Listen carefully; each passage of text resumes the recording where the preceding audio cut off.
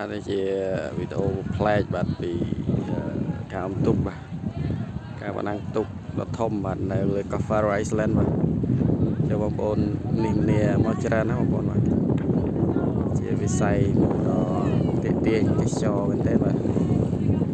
ពិសេសគឺបរិយាកាសនិងរមណីយដ្ឋានក៏ដូចជាទីតាំងបាទ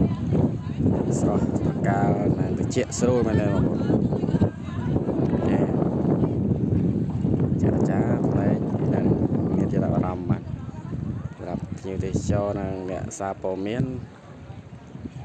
អរគ្នាបាទដើម្បីចូលរួមទស្សនា